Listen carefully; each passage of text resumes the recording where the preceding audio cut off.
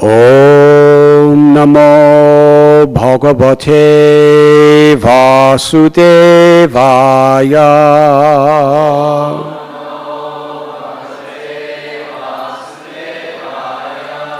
Om Namo Bhagavate Vasudevaya.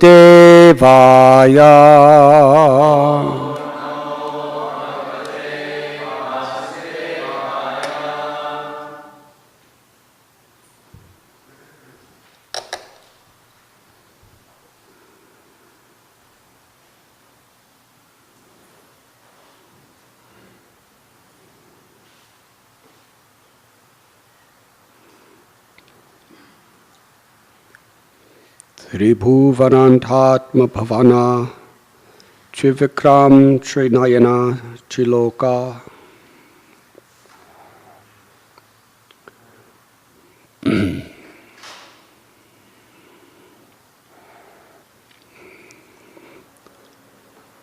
O Lord, O personified three worlds, Father of the three worlds, O strength of the three worlds, in the form of the Vamana incarnation, O three-eyed form of Narasimhadev, O most beautiful person within the three worlds, everything and everyone, including human beings and even the Daitya demons and the Danavas, is but an expansion of your energy. O supremely powerful one, you have always appeared in your forms as the various incarnations to punish the demons as soon as they become very powerful. You appear as Lord Vamanadev, Lord Rama, and Lord Krishna. You appear sometimes as an animal like Lord Boar, sometimes a mixed incarnation like Lord Narasimhadev and Lord Hayagriva, and sometimes an aquatic like Lord Fish and Lord Tortoise. Assuming such various forms, you have always punished the demons and Danavas. We therefore pray that your Lordship appear today as another incarnation, if you so desire, to kill the great demon, Vritrasura. Purport by His Divine Grace, A.C. Bhaktivedanta Swami Prabhupada. There are two kinds of devotees, known as Sakama and Akama.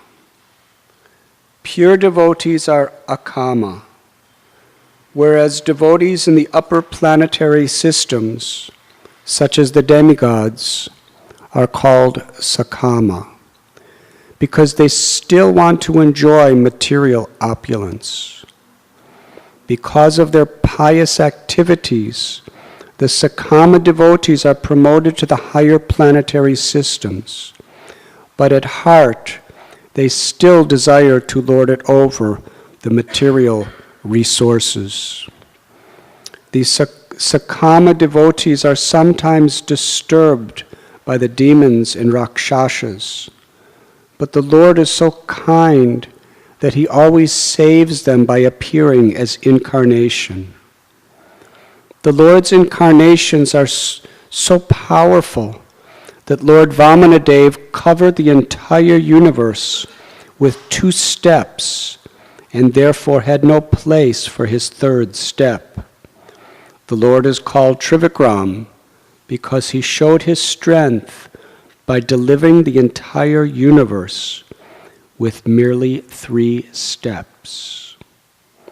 The difference between Sakama and Akama devotees is then when Sakama devotees, like the demigods, fall into difficulty, they approach the Supreme Personality of Godhead for relief.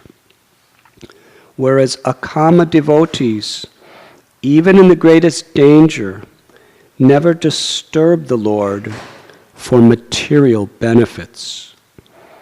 Even if a kama devotee is suffering, he thinks that it is due to his past impious activities and agrees to suffer the consequences. He never disturbs the Lord. Sakama devotees immediately pray to the Lord as soon as they are in difficulty, but they are regarded as pious because they consider themselves fully dependent on the mercy of the Lord. As stated in Srimad Bhagavatam, Tate nukampam susamikshamano punjana evatmakritam vibhakam hridvagvapurbir vidatam namaste jivetya mukti pade sadaya bhak. Even while suffering in the midst of difficulties, devotees simply offer their prayers and service more enthusiastically. In this way, they become firmly fixed in devotional service and eligible to return home, back to Godhead, without a doubt. Sakama devotees, of course, achieve from the Lord the results they desire from their prayers, but they do not immediately become fit to return to Godhead. It is to be noted herein that Lord Vishnu, in his various incarnations, is always the protector of his devotees. Srila Madhvacharya says, Vivedam bhava pratratvat sarve Vishnur vibhutayaha. Krishna is the original personality of Godhead. Krishnastu Bhagavan Swayam. All other incarnations proceed from Lord Vishnu.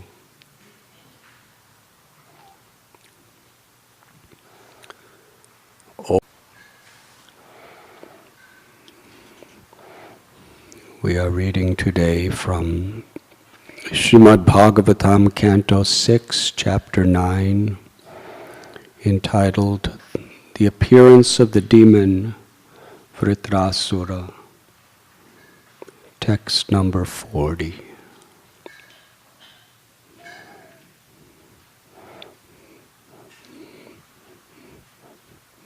This prayer being offered by the devas, the demigods, is in response to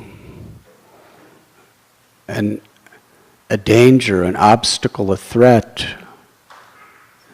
that is way beyond their capacity to resolve.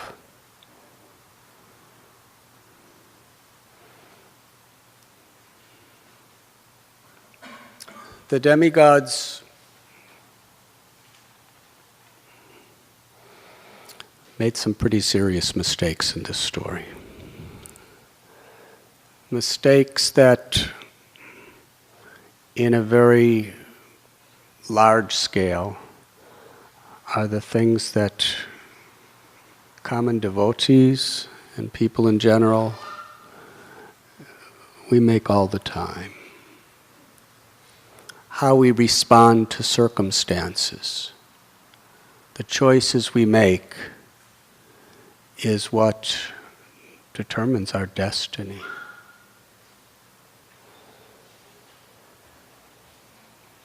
As we were explaining yesterday, Indra was proud, and in his pride, it just didn't come to his mind that he should offer respect to an exalted person. And the reaction was, he was defeated and lost everything. So then he was told to go to Vishwarup, who was a very powerful Brahmin, and get Narayan Kabacha, a protective power by which he could overcome his adversaries. And he did. Vishwarup was performing yajna, a particular spiritual sacrifice, and he was chanting the devas' names. He gave them Narayan Kabacha, and Indra became powerful, and he achieved what he wanted. Vishwarup, on his father's side, he was related to the devas. On his mother's side, he was related to the asuras. So he was partial to everyone. In one sense, to be impartial means to be partial to everyone. So along with offering benedictions to the devas, he secretly offered benedictions to the asuras. Indra found out about that. And he became so wild with anger. Here is somebody that helped him, protected him, gave him everything. But due to that anger, he cut off the head of Vishwarup. That was a serious mistake. Now it's a graphic example of how we can get ourselves in a lot of trouble if we respond to anger, to envy, to lust, to greed, without proper intelligence. The purpose of our sadhana, the purpose of our spiritual practice, and the purpose of our association with elevated beings is that when these storms come, we have a strong foundation where we maintain our integrity and we make wise choices.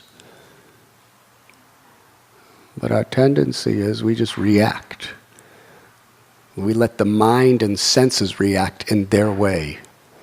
The purpose of the intelligence is to direct the mind and senses.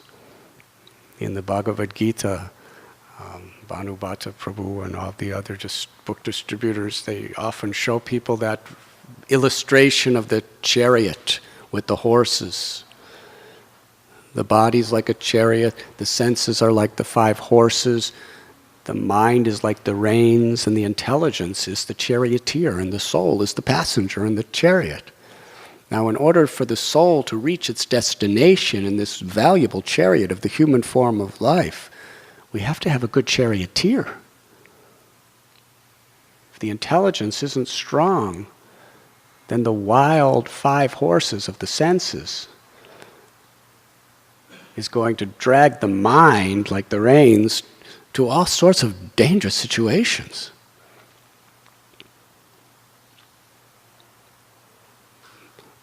Nasta praisha bhadreshu nityam bhagavati sevaya. By reading Srimad Bhagavatam, by these holy scriptures, by associating with saintly people, we develop strong intelligence. We can discriminate properly. We're not just caught up in the storms of the moment, where we could make very unwise choices. If you build your house on a solid rock foundation, and storms do not affect it. But if you build it on shifting sands, it's going to crumble. So this vivek, this discrimination, is very, very important. And when devotees take vows to follow 4 regulative principles, it's to establish that this is serious. I have to make the right choices. Because the tests will come. And here we find Indra. He's a devotee. But it seems he didn't have very strong sadhana at this time. Because he appeals to somebody for help, and the person helps him, saves him. But then as soon as that person acted in such a way that created fear in Indra's heart, he lost his intelligence and acted in response to the fear instead of in response to what his purpose in life is. Abhaya charanara vindare. One who takes shelter of the Lord becomes fearless. And when fear or lust or greed or envy or anger or any of these things come, and they come, we're strong enough to make a wise choice that's going to be beneficial for us and for others. Srila Prabhupada writes, the greatness of a person has to be estimated by how that person is able to tolerate provoking situations. Anybody could be good when everything's good. But a greatness of a person is when there is really provoking situation, temptation, fear.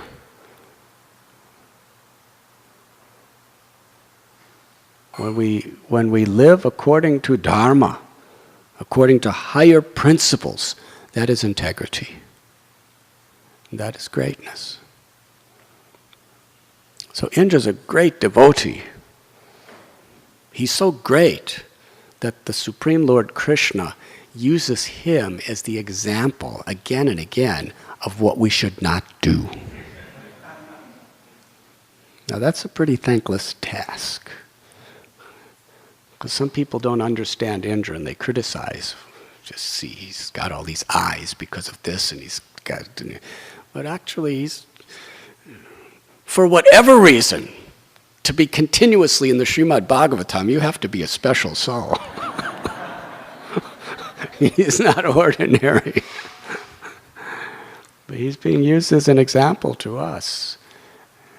And as we said, in a very exaggerated, not exaggerated that it didn't happen, but in a very grand scale, he's exhibiting the same qualities that we crucially have to overcome on a moment-to-moment, day-to-day basis.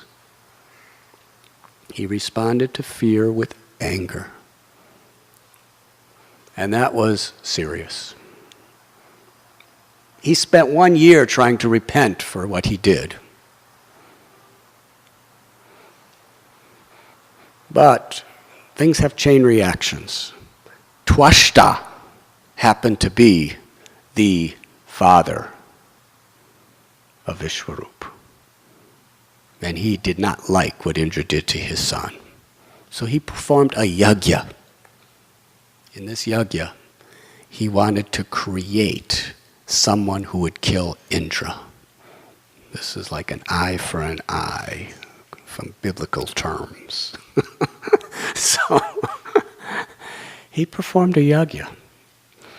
But these types of yajnas, fire sacrifices and other things, in order for them to have the proper effect, they have to be done with precision. At the end of this elaborate yajna, he offered the oblation, the offering, and the culmination was what he wants. And he asked for an enemy of Indra. But he said the Sanskrit, where one vowel, he said long instead of short. Now for you and me, we don't even know the difference. But the higher powers know the difference. So instead of saying with a short vowel, he said with a long vowel, and it changed the meaning from the enemy of Indra to Indra, who is the enemy. Now, you may not understand the difference of that, but there is a serious difference. One means one who's going to kill Indra, and the other means one who's going to be killed by Indra. And out from the fire in the southern direction came Vritrasura. He was just, little babies grow like, I don't know how fast they grow because I'm a Swami, but every now and I see that they grow. But he just immediately started growing right out of the fire, and soon he covered vast sections of the universe. That's what Vritra means, one who covers vast expanses of the air, the sky, the land, the oceans. He was huge. And all the asuras, they realized, this is our man. They all stood behind him. They didn't have to, have a primary vote to decide who was going to be who was going to be leading their party. As soon as they saw him, they understood this is our leader. And Vritrasura roared. He didn't need a microphone either. And the devas attacked him, all the devas, headed by Indra. And they started throwing their most powerful weapons. Vritrasura opened his mouth and ate them all. Now what do you do to someone like that? You run away, that's what you do. There's nothing else you can do, otherwise he's going to eat you. So in this situation, or even though they were controllers of the different functions of the universe, controlling the rain, controlling the wind, controlling the fire, controlling the sun and the moon, they're great, powerful beings. But in this world, whoever we are, we're going to be humbled by material nature. Padam padam yad vipadam natesham. There's danger at every step. There's always a power greater than our own. Here in California, you could be a billionaire or a trillionaire, but you can't stop an earthquake from coming. And it could come.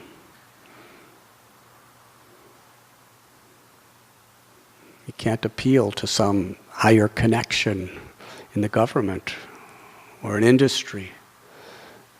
There's just always powers above our own, even the devas. In which situation they understand they have no alternative but to turn to the Supreme Lord, to God, to Krishna. And here they're offering beautiful prayers. And in today's prayer,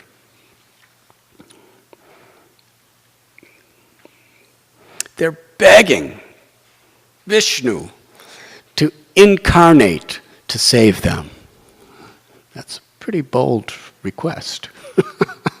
We want you to descend from the spiritual world and manifest an incarnation to save us.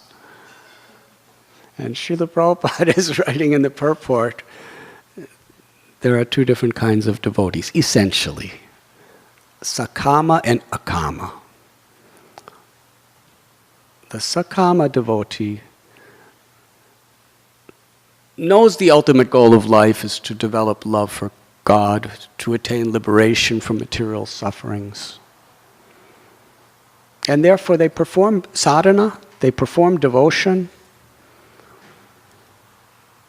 but they very much still have material desires, and they're very much entangled in those desires. And although they want to serve the Lord, they really still want the Lord to serve them as their order supplier. If something goes wrong, my Lord, help me, I need this. I need a good husband or a wife. I need money. I need a good job. I have to overcome my enemies.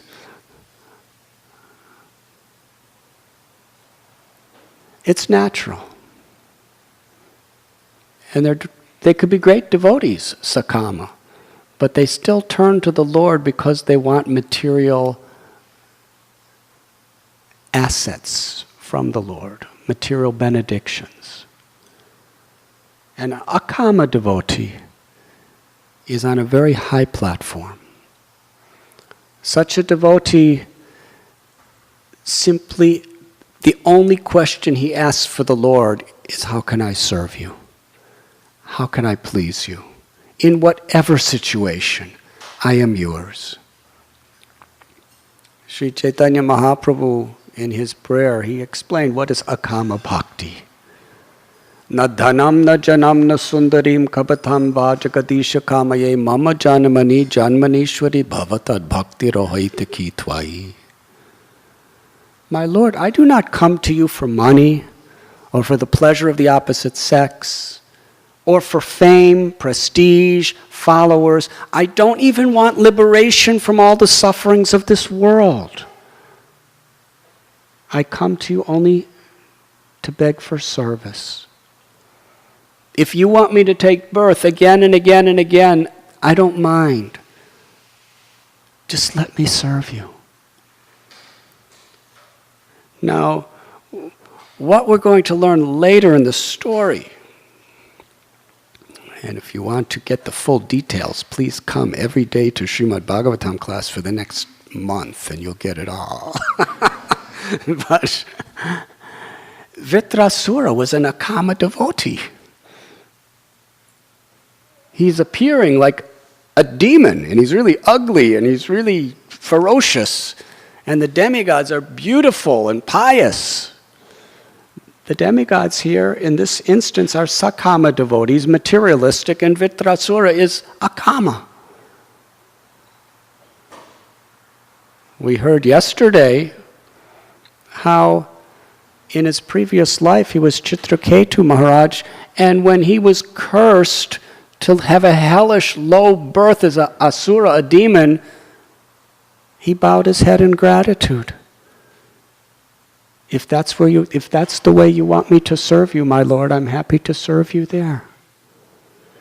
Narayana parasarve nakutashtina bibyute swarga pavarga narakeshu apitulyarta darshana Vaishnavanam yata Shambhu. The greatest Vaishnav is Lord Shiva. It takes one to know one. Although everyone else around was thinking, this Chitraketu, what is he saying? But Shiva understood. Such an exalted person, such an Akama devotee, that because he has fully taken shelter of the Lord without any selfish motive, ahoitaki apratihata, without any motivation for selfish desires and without interruption of any circumstance,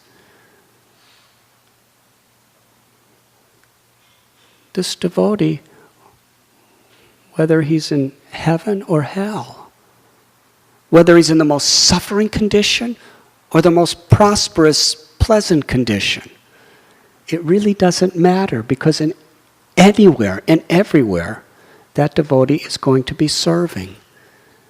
And that devotee's happiness is in pleasing God in whatever situation. Little Prahlad, he was such an example, only 5 years old. His father, Hiranyakashipu, hated him, even though Prahlad offered him all respect and love and was his best well-wisher. Hiranyakashipu couldn't understand because his ego wouldn't allow it. Anyone who wasn't willing to be under the control of his father hated and considered an enemy and a threat. He threw Prahlad into blazing fire. He threw him off cliffs. He held him under mountains in the bottom of an ocean. He tried to put him in a pit of snakes, pierce him with tridents, poison him with food. Not once did Prahlad ever say, "Save me, my Lord." Prahlad just remembered the Lord with love. How may I serve you in this situation? And therefore he was never disturbed by any situation, because our love for God is never disturbed, if that's our motive. Whatever the material circumstances.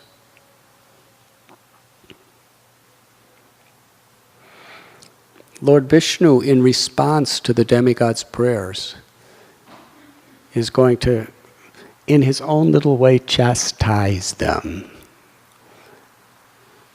That you are coming to me for all this material stuff. First, you make mistakes, you put yourself in all kinds of predicaments, and then you come to me to resolve it. That's good. I accept, you're my devotees. But the real solution is to take shelter for the pleasure of the Lord, not for the pleasure of us. So he tells them you should go to Dadichi. Dadichi is a very great personality who is willing to give everything for the welfare of others. And his body is so powerful. He's the one that gave the Narayan Kavacha to Twashta, who gave it to Vishwarup, who gave it to you to conquer the Asuras. Ask him to give you his body. And you can take the bones of his body, give it to Vishwakarma, and he will make a thunderbolt which will be indestructible, and it's the only thing in the creation that could possibly get Vritrasura. Okay, so the Devas went to Dadichi. He's just a simple Brahmin performing his tapasya, meditating. He has no material possessions, nothing. And here the most wealthy people of the universe are coming to him in desperation. They say, we know that you are a very great soul, and according to religious principles, great souls always live for others. And this is a fact. Srila Prabhupada emphasizes this. There are so many different religious explanations throughout the world and history. But in a purport in this particular chapter, Srila Prabhupada explains the universal essential religious principle that applies to everyone, which is the real testimony of a person's substance, is that another person's suffering is my suffering, and another person's happiness is my happiness. To the degree we have that consciousness, we're actually connected. Paradukkha dukkhi. And we see in the examples of all the great religious systems that this is really what the saints, this is the principle that is most emphasized in the lives of the saints. Srila Haridas Thakur, he was willing to be beaten through 22 marketplaces, and yet he was forgiving those who were beating him. He told the king, when he was sentenced to, either you stop propagating this kirtan, or you will die. You will be tortured and killed. And Thakur Haridas said, my body's going to die anyway. I don't need you to end my body. It's going to die anyway. Everyone's body's going to die. But as long as I have this body, its only purpose is to alleviate the suffering of others and give them love of God through this chanting of God's names. You could cut my body into 1,000,000 pieces, and every one of those pieces is going to be broadcasting the glories of the chanting of the holy names. So they said, all right, we will kill you. The king said, torture and beat this animal to death. Called him an animal. Greatest of saints. And he was tortured and he was beaten, but he didn't die. And the whole time, finally after 22 marketplaces beating him throughout the entire day from sunrise to sunset, the executioners were totally exhausted. They couldn't beat him anymore. And they looked at Haridas and said, we don't know what to do with you. We can't lift our arms anymore. No one has ever survived past 2 marketplaces, and you've survived past 22 marketplaces.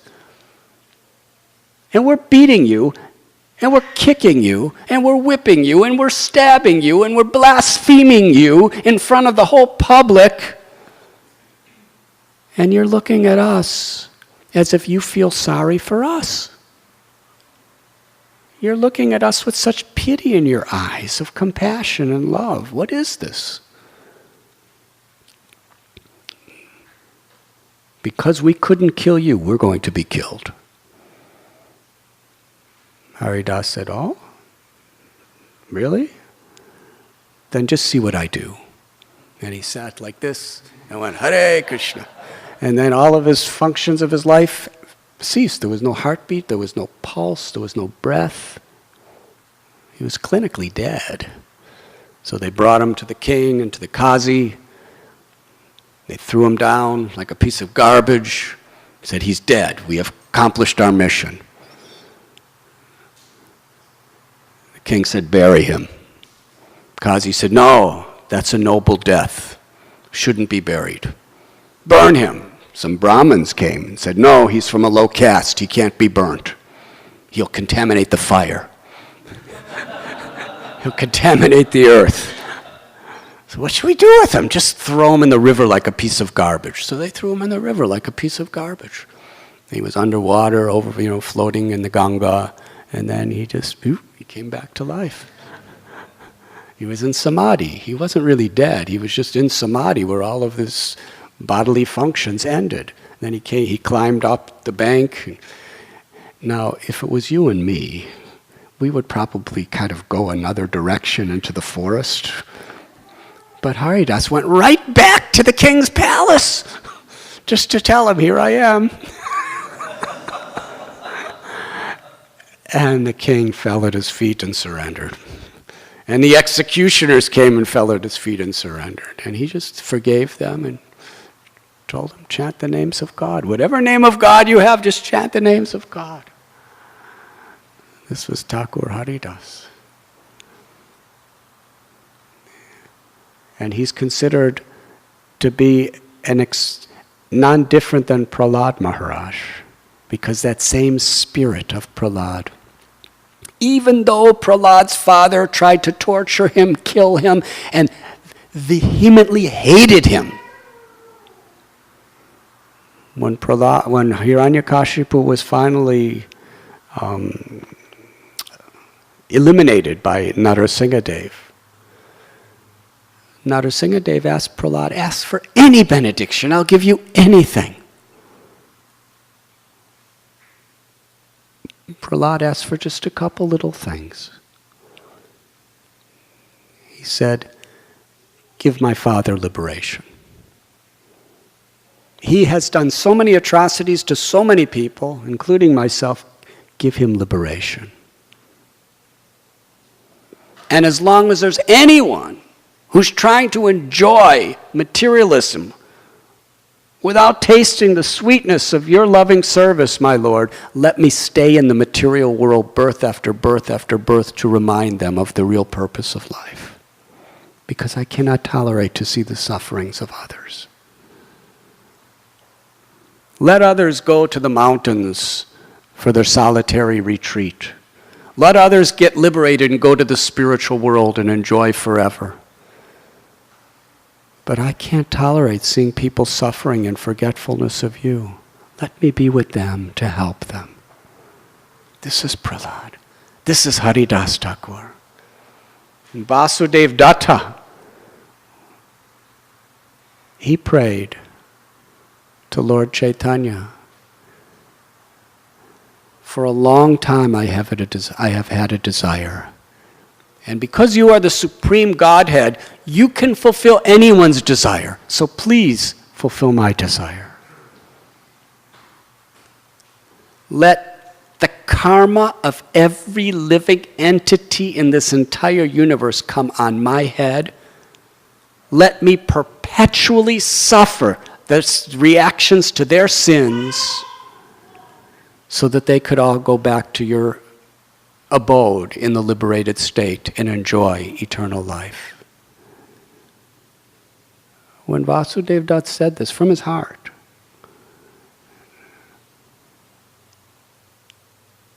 Lord Chaitanya, who knows his intention,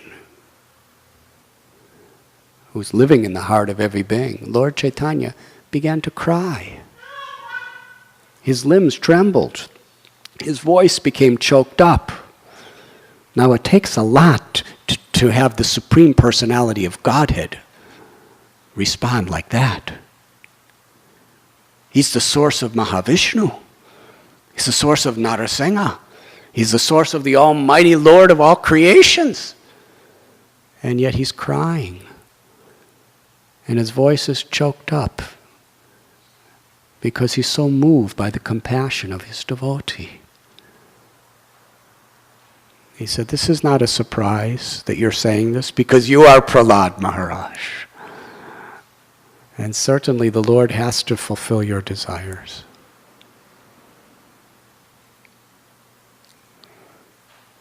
So the demigods went to Dadichi and asked him, we want you to die so that we can have your body to serve our purpose. And what was their purpose? So that they could enjoy nicely in their heavenly planets and do some service, shall we, in the same time. And Dadichi wanted to test them. In his own way, according to the Bhagavatam, Shukadeva Goswami says he said a joke, but his joke was pretty serious. He said, you are asking me to die for you? So that you could get your palaces and everything back? He said, everybody knows how difficult it is to die. It's very painful to die. And you lose everything that you're connected with in this world. And not only that, but it's just common human nature. It's the nature of everyone. We're willing to risk our property, our friends, everything to save our lives. You're asking a lot from us, from me. And the demigods preached to him and said, you are a saint, you are a great saint, and it is known that great saints are willing to give up their bodies for the welfare of others. And we need you. And Dadichi smiled. He said, I will do it. He's willing to give up his life for the welfare of others. He said, the body has to die anyway. If we could use this body for a higher purpose, that's the greatest merit to the eternal soul. Nahanyate hanyamane sarire. The soul is never born and never dies. It's not slain when the body's slain. The Gita tells the soul, it's beyond birth and beyond death. It cannot be cut into pieces by weapons. It cannot be burnt by fire. It cannot be moistened by water. It's a part of God. So Dadichi understood his own eternal nature.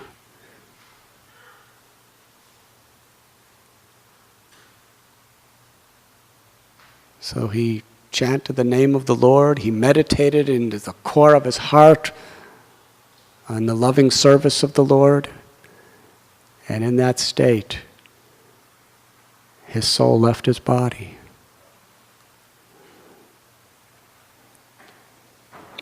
For a higher purpose. This is the difference between human life, real human life, and a lower state of consciousness. Is that in every situation we try to evaluate what is the higher purpose, and we serve the higher purpose rather than the immediate apparent need. We do have to respond to the apparent needs, but it should always be in harmony with our higher purpose. Atapum virdvijastareshtas varana shrama vibhagasha shvanushtatasya dharmasya samsadir haritoshanam. The Srimad Bhagavatam tells us what is that higher purpose in every situation.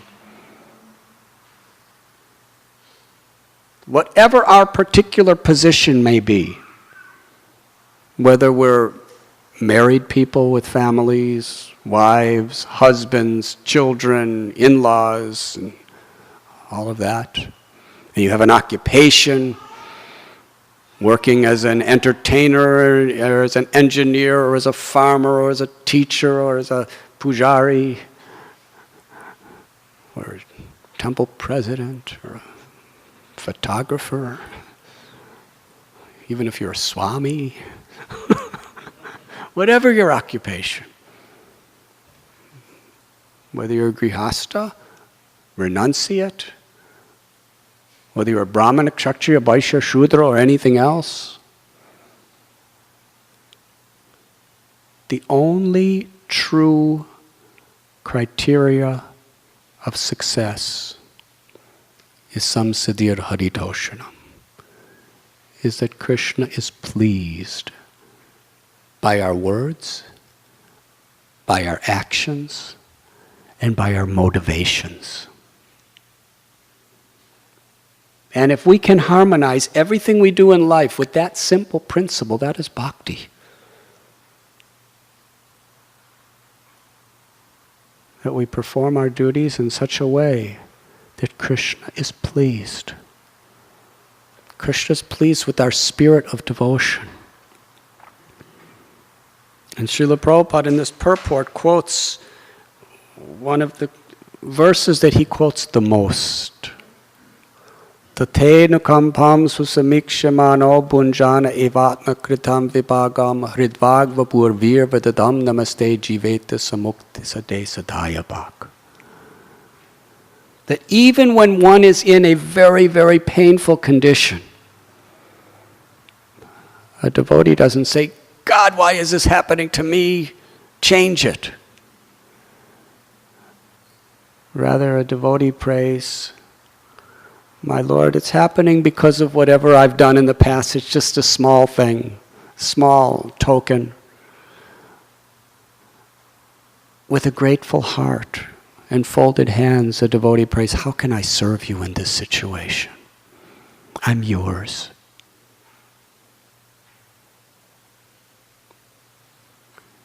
One who can do that, the ultimate liberation is that person's rightful claim. When Srila Prabhupada was at the Boston Harbor on the Jaladuta, he had just had heart attacks. He was 70 years old. Not long ago, just a few days ago, I was in Detroit. And interestingly, I happened to meet an elderly man at one house that I was visiting, Indian gentleman. And he was a captain for the cargo ships of the Scindia cargo shipping company. The Jaladuta, Prabhupada, he came aboard on one of those boats. And he knew Captain Pandey very well. This man started his career there as a boat captain in the early 60s and went until like the 80s. And I asked him about the Jaladuta. And he said, soon after Srila Prabhupada took that voyage to America and back, they retired the Jaladuta. Retired means they just broke it apart for scrap. That means it was so old. When Prabhupada was on it, it was at its last few voyages. So Prabhupada was on this old cargo ship.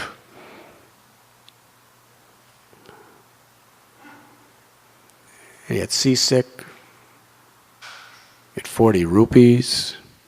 He didn't know if anybody was going to be there. And what's his prayer? Most of us would be praying, Krishna, have somebody there to greet me. because I'm in this foreign country. I've never been out of India before, and I'm 70 years old, and I don't know anybody. If this person's not waiting for me, I'm alone. Or please, let me find somebody I can exchange my 40 rupees for. Otherwise, I'm penniless. Or give me health. Give me something. We read his prayers. And these were not prayers that were meant to be circulated throughout the world. These were prayers just personally, confidentially between Krishna and him. He was just praying, give me the power to speak in such a way that your message will transform their hearts. These poor people, whether they're materially enjoying or materially suffering, they're all under the modes of passion and ignorance. They've forgotten the true treasure of their heart, your loving service. Give me the words so that they can understand your message, my Lord. Let me be your puppet, to dance as you want me to dance, to be an instrument of compassion, to give them real happiness. Paraduka dukhi. The Lord teaches us the greatest message through those who love him.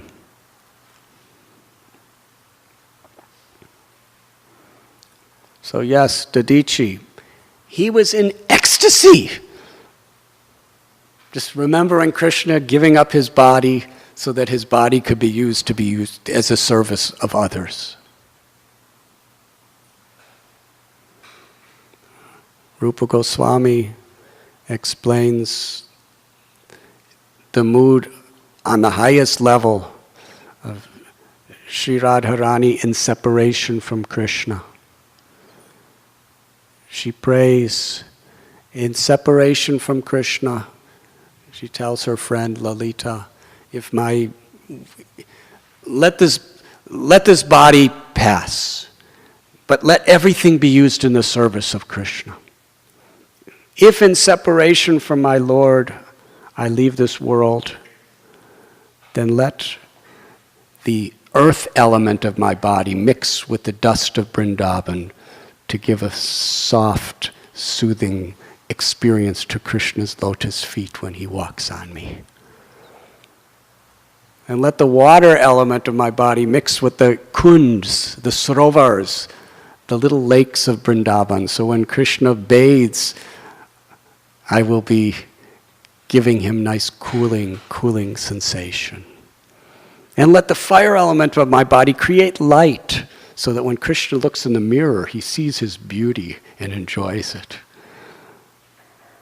And let the air element of my body, let it be the cooling breeze that soothes Krishna. And let the space element of my body merge into the space of Vrindavan so Krishna could perform within me all of his beautiful, loving pastimes and enjoy.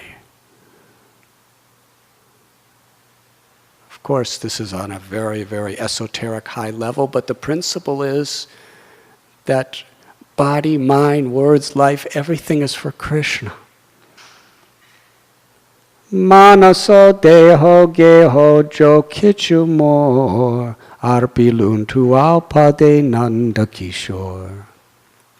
Thakur Bhakti Vinod prayed in this way.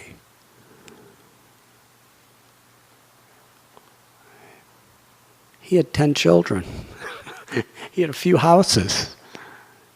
He was a magistrate for the British government. But he was so renounced because of his spirit that even the greatest Paramhamsa, Babaji, Swamis would come to hear from him and get his blessings. Even Gaur Kishore Das Babaji came to live near the house of Bhakti Vinod so he could be with him. And this is the spirit.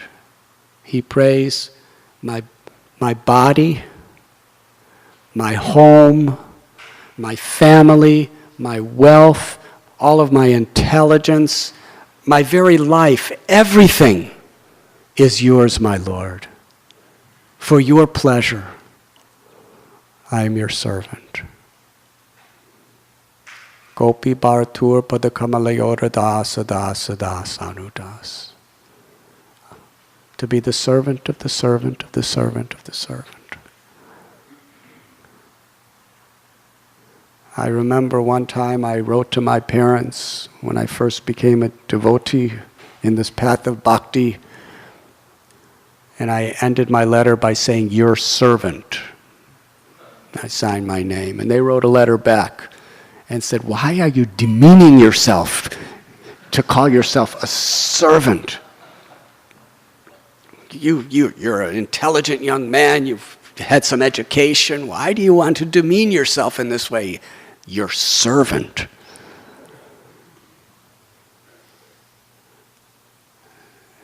And I wrote back to them, and I signed it, the servant of your servants.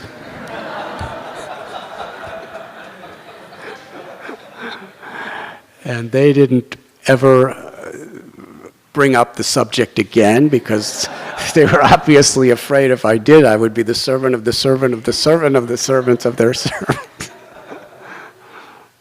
But to serve the Lord means to serve the Lord within the heart of every living being also. That is true dharma. And that is the beautiful message of this particular story of Srimad Bhagavatam. Because in the very end, I'm going to kind of reveal, what do you call it, a preview of what's coming in the next pages of Srimad Bhagavatam. Vritrasura, he was an Akama Vaishnav. He showed at the very end, he revealed his heart. The Lord revealed his heart. And Shukadev Goswami is glorifying this demon like anything. That he took this form just to please the Lord. He took this form just to serve everyone in the world. He had no attachments but to serve and to love. That is our eternal nature. Nitya Siddha Krishna Prema Sajjaka Bunoi Saravanadi Sudichiti Koriyayudoi. This unmotivated, uninterrupted, loving service to the Lord, this love for Krishna, prema, is within the heart of every living being. And it can be awakened simply by associating with people who have that love and by really sincerely taking shelter of the names of the Lord. Hare Krishna, Krishna Krishna, Hare Hare, Hare Rama, Rama Rama. Thank you very much. Srila Prabhupada ki jai, Shri Rukmini Dwarkadish ki jai, Ananti Koti Vaishnav Brinda ki jai.